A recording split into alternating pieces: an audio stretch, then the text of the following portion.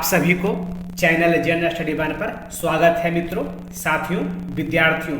अभी हम लोग याद करेंगे बेसिक लेवल का जीके साथियों। एक छोटा सा वीडियो है, ज़्यादा लंबा तो नहीं है साथियों, लेकिन पूरा देखिएगा वीडियो को, ठीक है साथियों। और किसी भी एग्जाम के यदि आप तैयारी कर रहे हैं तो उसमें बेसिक लेवल का जीके बहुत ही जरूरी होता है साथियों, कहीं भी पूछा जा सकता है, ठीक है। तो चलते हैं आगे। प्रश्न संख्या पहला है, रेबीज के टीके की खोज किसने किया, ठीक है। रेबीज के टीके की खोज किन्होंने किया है, रेबीज के टीके को किन्होंने बनाया है साथियों, ठीक है। ऑप्शन ए दिया हुआ है लुइस पास्चर, ऑप्शन बी है साथियों रॉबर्ट स्कॉच, और ऑप्शन सी है एडवर्ड जेनर, और ऑप्शन डी है दिया हुआ मैडम क्यूरी। और इसका राइट आंसर देखा जाए साथियों तो लुइस पास्चर होगा, ठीक है। ऑप्शन ए को हम लोग चलिए कलर कर देते हैं। ध्यानपूर्वक धैर्यपूर्वक साथियों आप लोग सुनेंगे, देखेंगे साथियों। छोटा वीडियो है तो याद होगा, ठीक है। पूरा देखेंगे तभी कोई चीज़ बढ़िया से याद होता है, आधा अधूरा में कोई भी चीज़ याद नहीं होता है साथियों, ठीक है। तो पूरा देखेंगे और चैनल को लाइक एवं सब्सक्राइब कर दीजिएगा, ठीक है।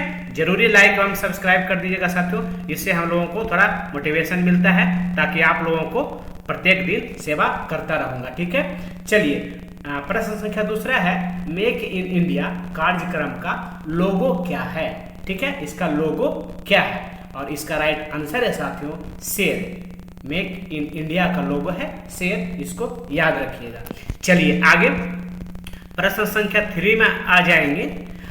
माई एक्सपेरिमेंट विथ ट्रूथ पुस्तक के लेखक कौन है साथियों, ठीक है। और इस पुस्तक के लेखक हैं महात्मा गांधी, ठीक है। तो ऑप्शन बी को हम लोग कलर कर देंगे, चलिए कलर कर दिया जाए। आगे चलते हैं प्रश्न संख्या 4 में, राष्ट्रीय खेल दिवस कब मनाया जाता है। ऐसा प्रश्न बेसिक है साथियों, मुंह पे होना चाहिए, याद रहना चाहिए, ठीक है।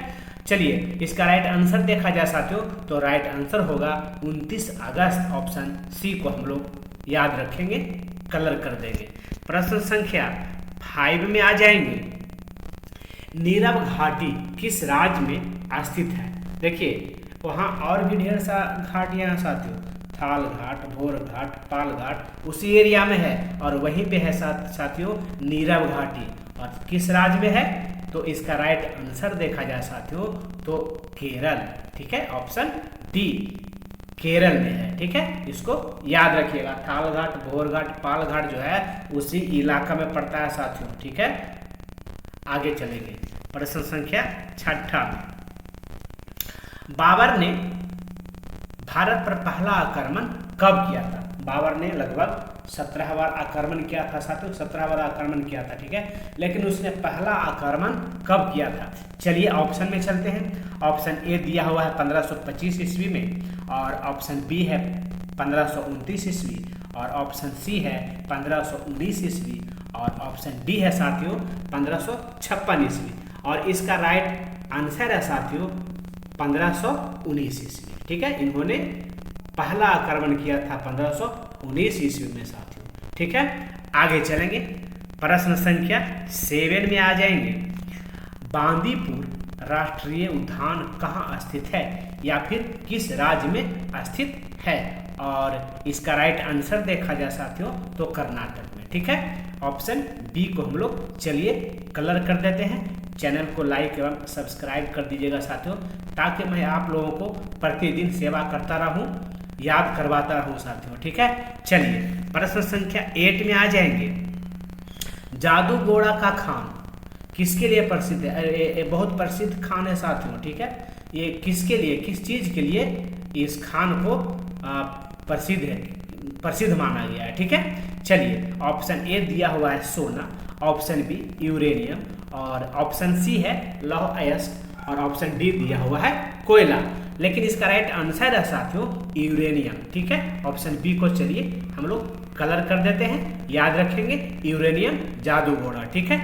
जादूगोड़ा का खान यूरेनियम के लिए प्रसिद्ध है। आगे चलेंगे प्रश्न संख्या 9 में आ जाएंगे, मसाले का बगीचा किस राज्य को कहा जाता है, ठीक है। किस राज्य को कहा जाता है साथियों, और इसका राइट आंसर है ऑप्शन डी केरल, दक्षिण का राज्य, और दक्षिण के क्षेत्र में भारत के दक्षिणी क्षेत्र में मसाला का खेती सबसे ज़्यादा मात्रा में होता है, जिसमें से मसाले का बगीचा केरल को कहा जाता है। चूँकि दक्षिण में ढेर सारे राज्य है, लेकिन केरल को कहा जाता है। ठीक है, चलिए आगे चलेंगे। प्रश्न संख्या 10 में आधुनिक युग का मीरा किन्हें कहा जाता है? 10वां प्रश्न है साथियों, आधुनिक युग का मीरा किन्हें कहा जाता है? ऑप्शन ए दिया हुआ है इंदिरा गांधी, ऑप्शन डी है साथियों सरोजिनी नायडू, और ऑप्शन सी है महादेवी वर्मा, और ऑप्शन डी है विद्यार्थियों पीटी उषा। देख लो, इस प्रश्न को एकदम दिमाग में रखना ही नहीं है, ये बहुत ही महत्वपूर्ण प्रश्न है साथियों। ठीक है, इसका राइट आंसर देखा जाए तो महादेवी वर्मा है।